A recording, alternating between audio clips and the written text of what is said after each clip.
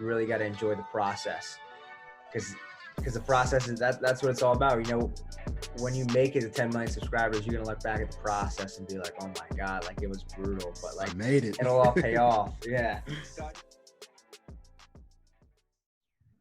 What's happening? Can you hear Mitch, me? what's up, man? How you doing? I'm doing fantastic today, my brother. How you doing? I'm doing good. I'm doing good. Thanks for having me. I appreciate it. Of course, man. Of course. Let's get right to it. So you are a sophomore attack player here at the Ohio State University. Yes, sir. Man, what is that like, man? It's it was a crazy experience. And I remember coming here last year, that first week of school, just like a dream come true. I've been committed here since my freshman year of high school. So Oh, waiting 4 wow. years and yeah. So waiting 4 years to get here and kind of really be a part of this brotherhood and this experience. It was a dream come true. And I'm still, it's still crazy to me. Like I wake up every day and like I'm here. It's crazy. Yeah, man. So tell me about that. So why Ohio State? So when I was going through the recruiting process for lacrosse just kind of changed.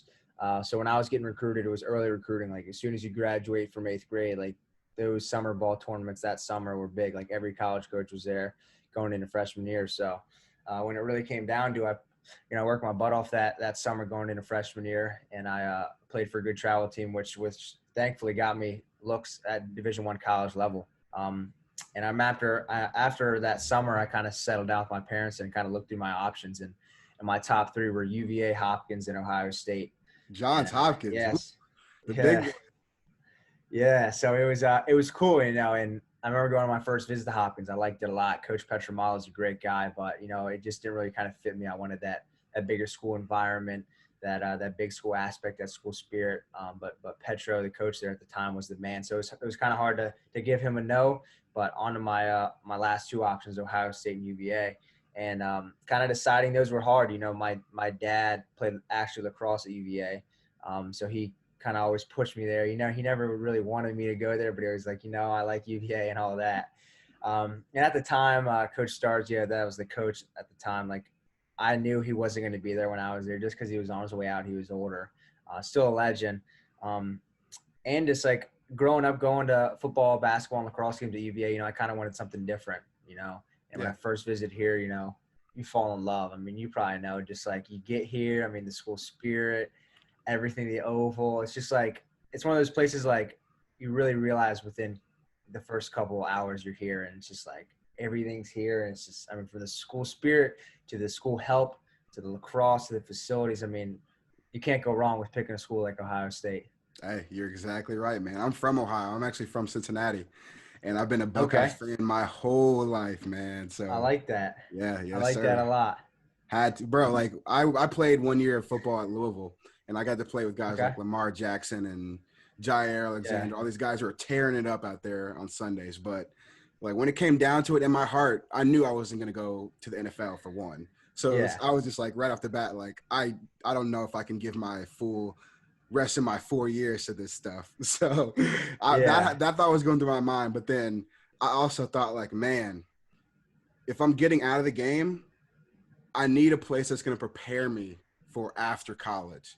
Yep. And look no further than the Ohio State University, the best school in the nation. So I had to come Yep. back, man. I had to come home. There we go. I like that. What was your experience like? Man, it was fast. You know, got right on campus during fall camp, and that makes you a man. It makes you a man Yeah, pretty it quickly. definitely does. So got to camp, got placed on the scout team, and so I was going right up to bat with guys like Lamar Jackson, guys like Mekhi Becton, the number 11 overall pick to the New York Jets. Dude, Okay. 6'8", 350, and I have to Some go up big against him dog. every single I have to go up against him every Yeah. single day of practice. So that was Yeah. just like, whoa. So it was Crazy. fast, but honestly, I learned a lot, and like I had a couple injuries that set me back, and I had an ACL injury in high school that I really couldn't get over. So, it was just like I had to do what I had to do. But I love my experience at Louisville. Like great people, great friends. I'll have those guys for however long I Life. live. Just great experience. Yeah, no, that was my biggest thing too, is like I knew coming here, like Coach Myers really cares about the people here. I'm coming to a team that's full of good dudes, like Hmm. not just great lacrosse players. Like these are actually like good guys, and that's one thing I really took account in the recruiting process, and that was one of the things that really ultimately made the decision to come here. Yeah. Did you know anybody when you came here?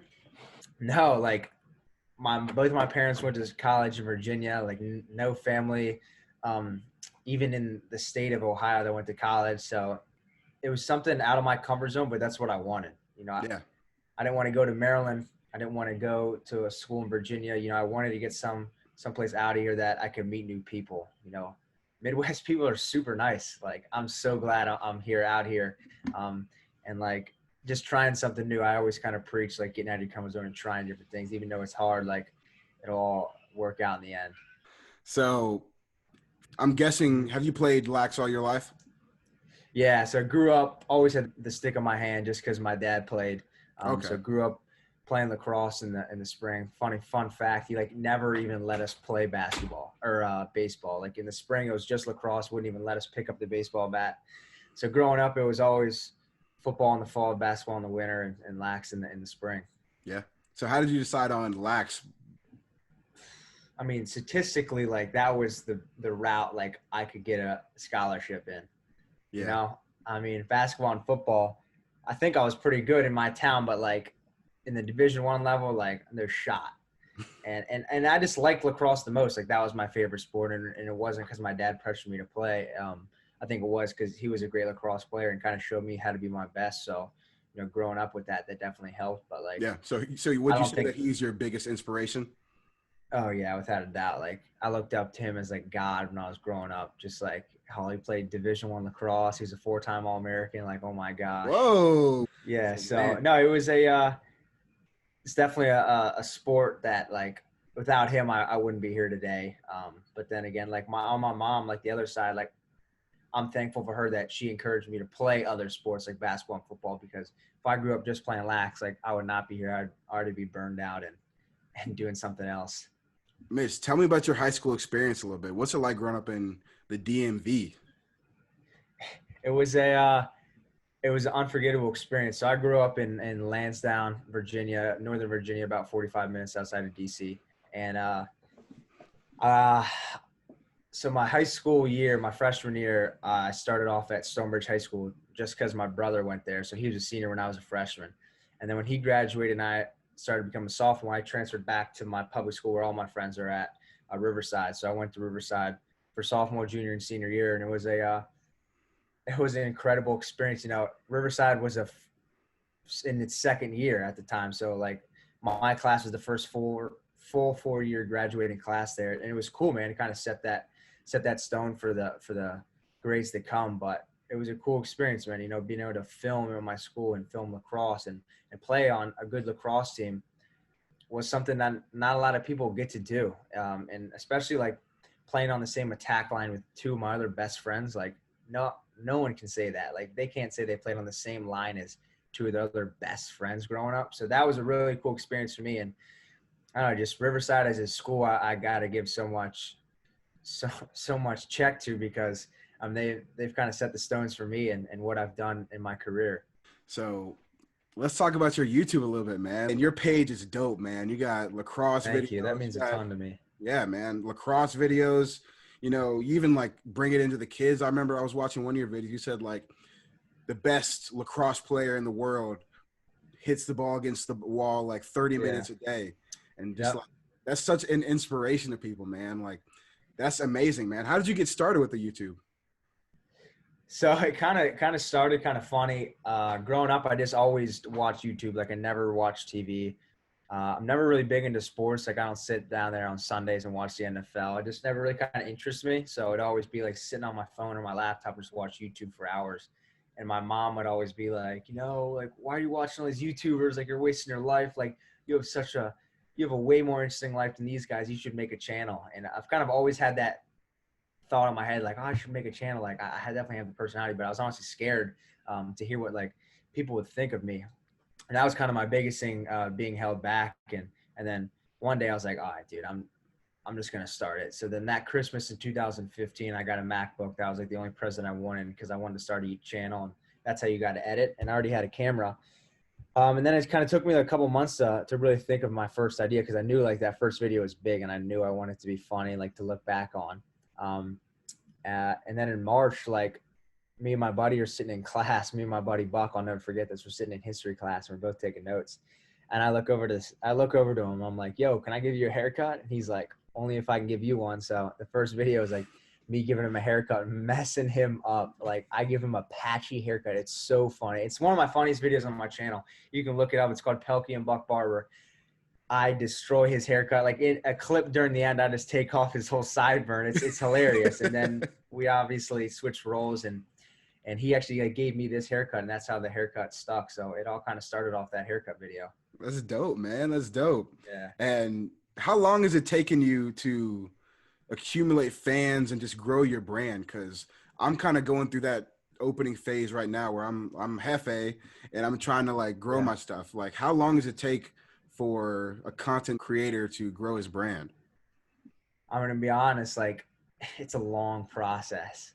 You got to be patient. You got to be consistent. Those are the two things I kind of live by in this realm. Is like, you know, I've been doing this pretty consistently since I've been a freshman in high school. You know, junior and senior year, did a 30-day challenge where I posted video every day. Oh, man. Yeah. And just like trying to take different avenues to see what's going to help this brand of Mitchell Pehlke. And it's different, and it's definitely hard. Like, there's been so many times where I'm like, dude, this is it. Like, this one's going to go viral. I'm going to get all these subscribers, and it just doesn't happen. And I think like that's the beauty of this whole thing, this podcast and YouTube thing, is like, you really got to enjoy the process, because the process is that's what it's all about. You know, when you make it to 10 million subscribers, you're going to look back at the process and be like, oh my God, like it was brutal, but like I made it. It'll all pay off. Yeah. So I just think like the biggest thing is like, it's going to take, like, I've done this for coming up on 6 years here in March, and I've only got like 13,000 subscribers. Like, and that might not sound like a lot, and in the long scheme it isn't, but like right now that 0 to 12,000 subscribers, that stage is the hardest stage to kind of get growth. You know, once you start getting to 100,000, then it gets easier. It just starts flowing. So I just think it's consistency. You got to stay consistent. You got to stay true to yourself. That's the big thing. Don't go out here doing like, you know, Jake Paul, Logan Paul type videos just to get views. Like be true to yourself and give the fans like you, like give the fans like you, me, like give them your personality. So I think it's like, be true to yourself, be consistent. It's going to take a couple years. Yeah. People don't want to see fake. Like, yeah, you gotta be real. Like, if you're a naturally like funny person, naturally upbeat, happy person, like just show it, and like people will flock to you. So I think that's big too, because like you go off and see on YouTube like all these people doing like drama stuff, and the drama and the beef will get hits and everything, but like, what are you gonna do? Like, you start beefs with people for 3 years, and like, yeah, you're is that what you want to be famous for? Like, what is it? That's not going to get you anywhere. So I mean, I look at that stuff and like, I'm like, okay, it's just a trend to get you followers, but like, what are you? Like, do you know who Rice Gum is? Yeah, I know who that is.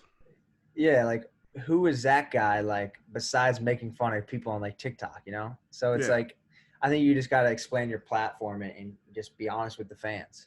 Yeah, I agree, man. And so that's what you've like seen is successful so far. Yeah, I just think it's like, it comes natural to you. Like if you continue to do this podcast and I can tell you're just a natural, genuine, good guy, like that'll grow by itself because people just like you because you're a nice guy. And I think that's what grows. Like, I'm going to go out here and be myself. Like, my roommates tell me every day, like, you really don't put on a show in this YouTube thing. Like, this is you, you're a weird cat, but you embrace it. I'm like, yeah, you got to. Like, they say that all the time. And I love that, because that means to myself that I'm not being fake to all the people watching my videos. And that just means a ton to me. Yeah, man, that's good to hear, man. See, like with some of these cats out here today, man, they'll do anything to go viral. Anything to go viral, man. It's crazy. So how's your podcast going? It's good. It's good. It's definitely, it's different than YouTube. Something I started over quarantine when we got sent home last year due to COVID, or this past year. Oh, wow. About 6 months ago. Hey, I'm telling you, man, good. These days are coming together, man. I know. I can't even tell the difference.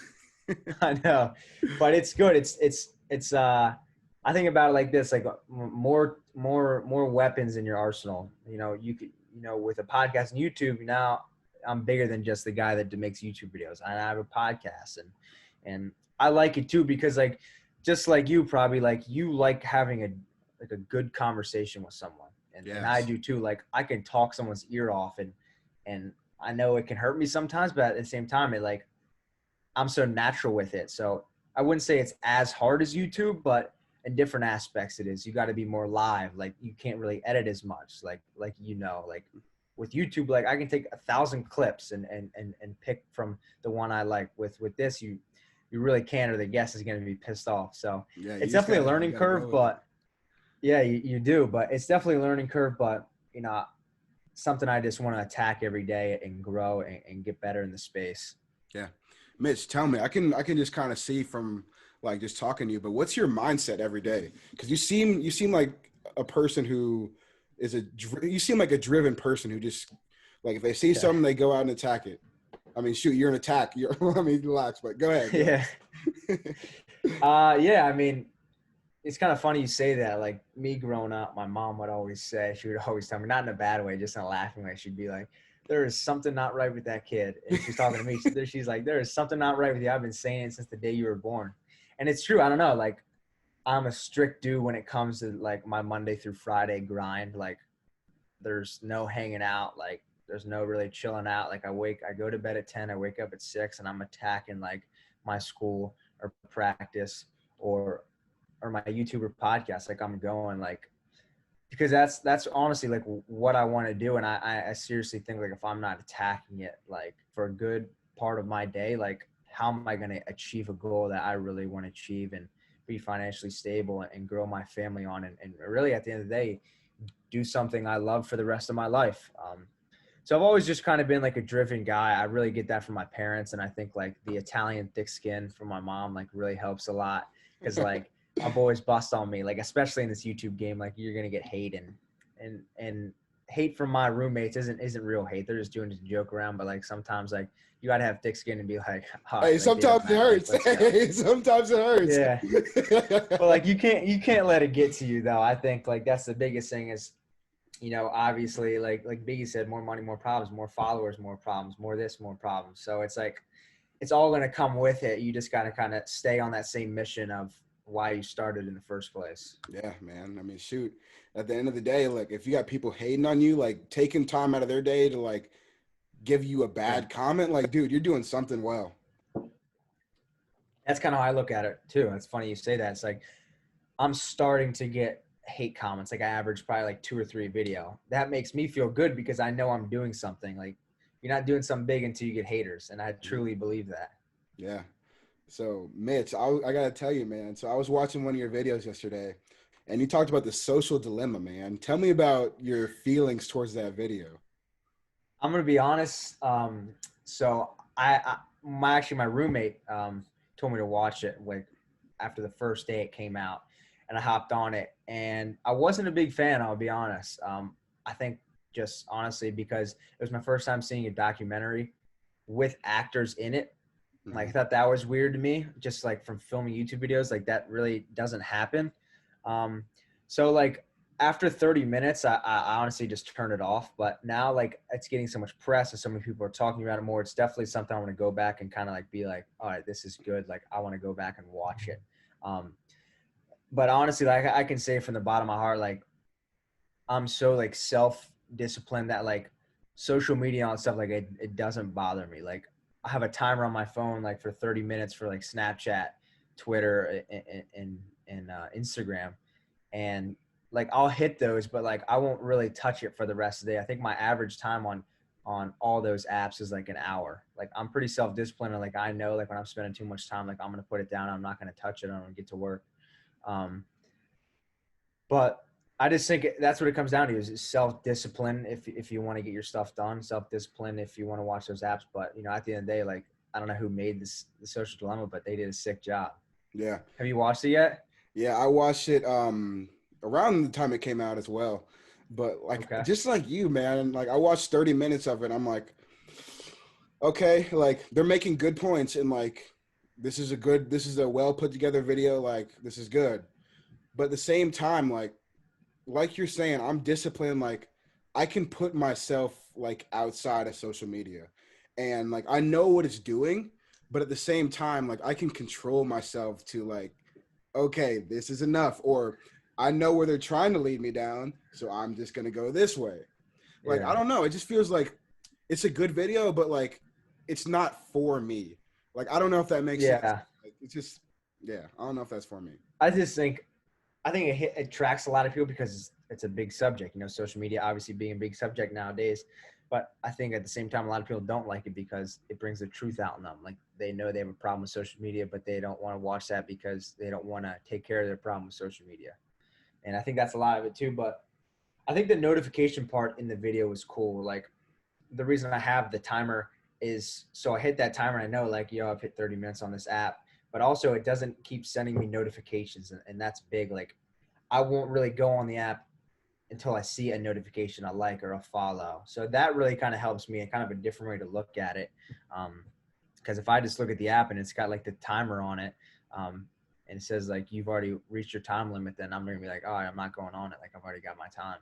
Hmm. That's a good idea. I never thought about that. So with the Yeah. timer, it doesn't send you any notifications? Yeah. So like on those three apps that I got it on, once I reach 30 minutes on one, then it shuts it down, shuts all three of those down. So like you can click it and then click like more time and like add say like 5 more minutes. Um, and then it'll send you notifications, but once you reach the time limit, it won't send you anything. Hmm. You should That's try it out. interesting. It's pretty interesting. Yeah, man. Sounds like a plan for real. Cause like just recently, like I'm gonna be honest, I checked my phone yesterday or 2 days ago, and I was at like 2:30 for Instagram. But like no like Really? but like 30 minutes for the rest of the apps. But like I don't know, man. I'm just like it's like I'm trying to grow my brand. So like I feel like I gotta put in the time to do that. And so like that's gonna make me get on Instagram more and make me like push out content and stuff like that. Yeah, no, I think that's definitely okay. You just gotta be truthful with yourself. Like, am I on this app like networking? Or am I on this app just like seeing what's up scrolling? And I think Yeah. if you're truthful with yourself, then you'll be totally fine. So Mitch, so you said you got a podcast, you have a successful YouTube so far, you're still growing that. What's next for you after college? Are you going to try to go to the MLL or are you just going to continue this grind or both? Um, YouTube will never leave. Like YouTube and podcasts, like maybe like down the road, like if I got into like acting or something, that I wouldn't do so much YouTube, but like the podcasting will always be there. Like I said, I just love having a genuine conversation. But for after college, if I get the opportunity to play in the major leagues, like yeah, I think I'll take it. But I really couldn't see myself doing it for more than 1 or 2 years. I just think I really want to double down on my focus and of making videos and making these vlogs and becoming like a known YouTuber, which I kind of hate that term because it just kind Becoming of, becoming the Pelkinator. yeah, just like, I don't know. I'm not a big fan of the term YouTuber. It makes me feel like a Yeah, wait, why TikToker is why kind is of. there like a negative connotation around a YouTuber? I don't know. I think it's like when you think of YouTuber, like you think of like the known YouTubers, like the Jake Pauls and like the Logan Pauls, and like those are great guys that make sick content. But like I think your brain just immediately goes to like the bad things that they've done. Um, Hmm.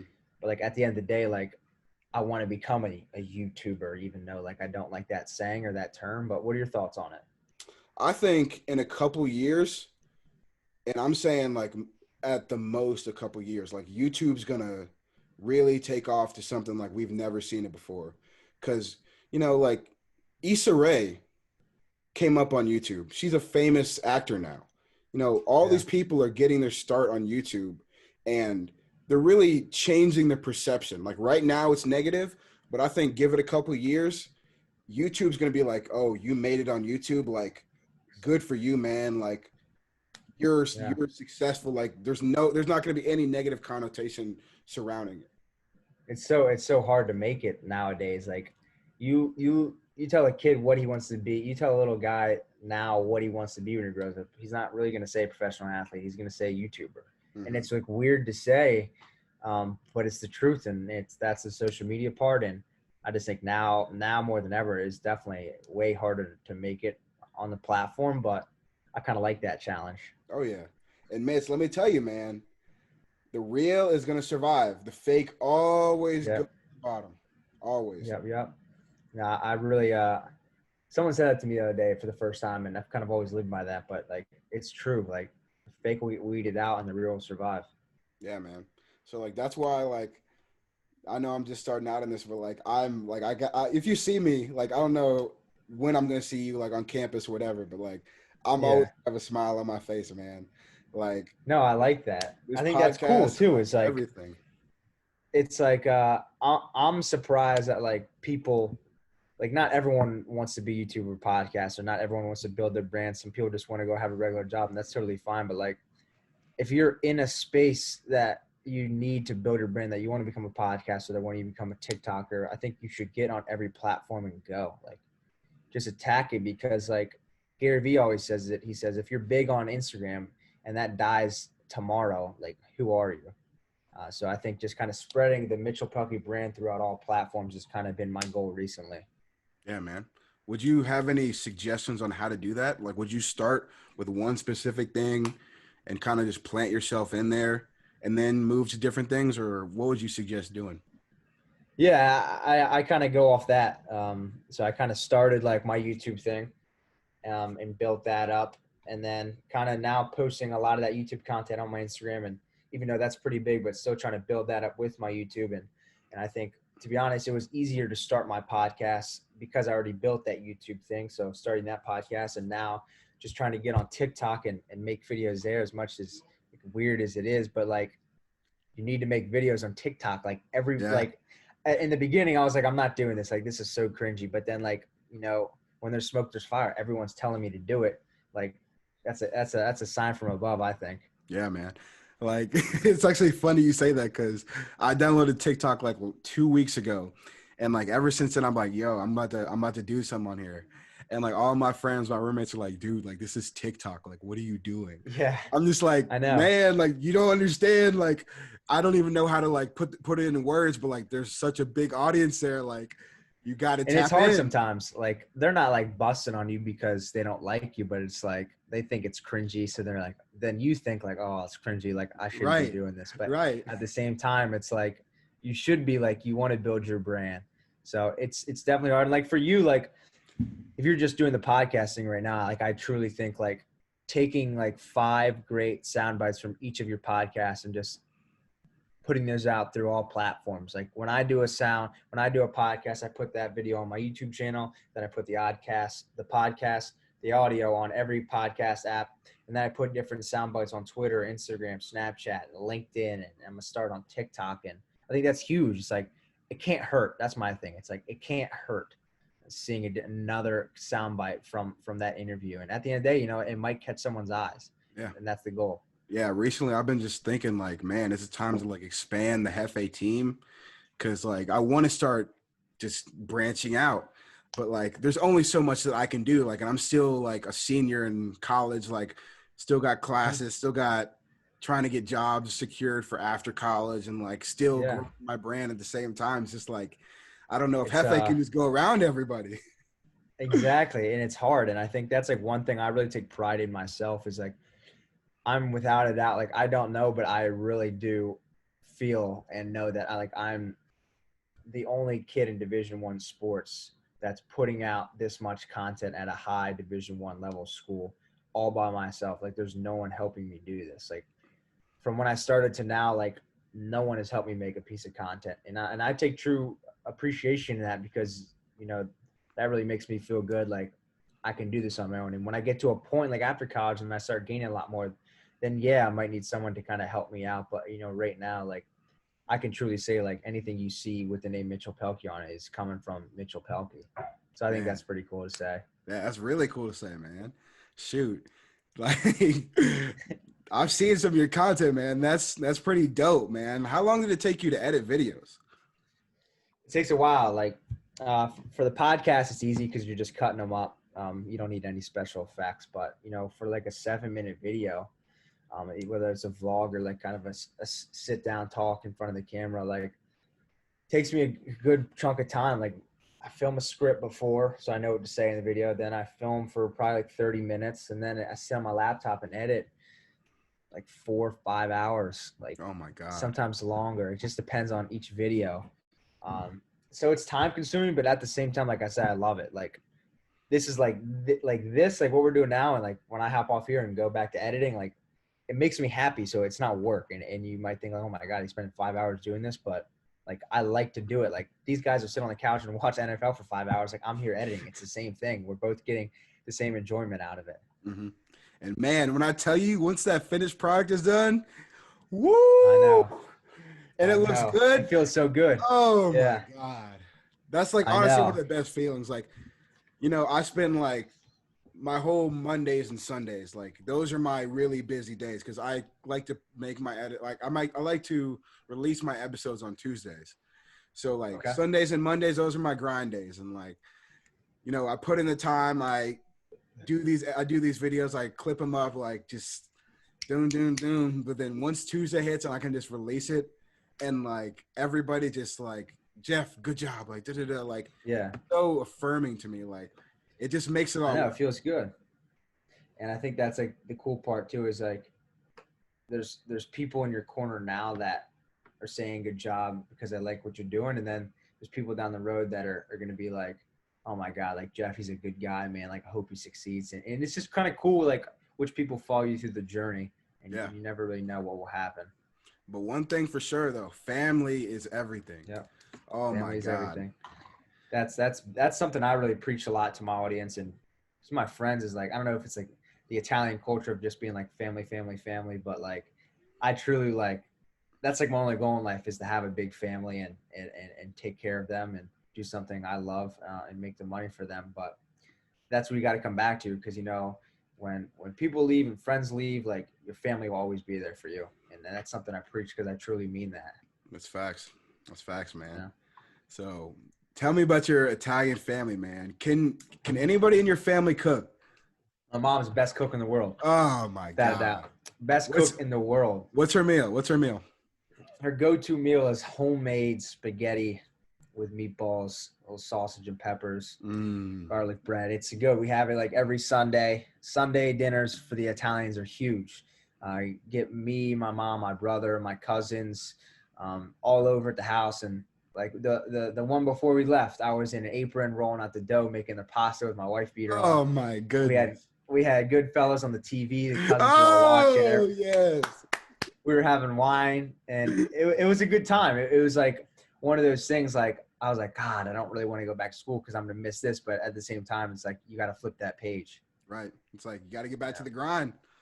Yep. Like that's a big thing, man. But like, you can't get enough of that family time, man. I know it's something like I definitely took advantage of in high school too, is like, I got to hang out with them Monday through Friday, and got to hang out with my boys on the weekends. And obviously getting here, like I'm still hanging out with my friends, but like you don't get to see your family every day. So that's something I remember going back after my first semester of college, like just being so thankful, like really not going out with my friends on the weekends, just staying home and appreciating the time with my parents and my brother. Yeah, man. That's great to hear. Well, Mitch, thank you so much for coming on, man. It means a lot to me. Absolutely. I cannot wait to cool. see. Yeah, man. I cannot wait to see what you accomplish, man, because you're just getting started. Got what, 13,000? Is that on Instagram? Yeah, coming up on 13,000 subscribers on YouTube, and I think I'm coming close to like 15,000 on Instagram. Hell yeah, so, man. Let's grow that. What are your pages' names? Just Mitchell_Pehlke, Mitchell Pehlke anywhere, and then my podcast is Pehlke Talk. So yeah, that's the Mitchell Pehlke brand right there. Hell yeah, man. Thank you for coming on.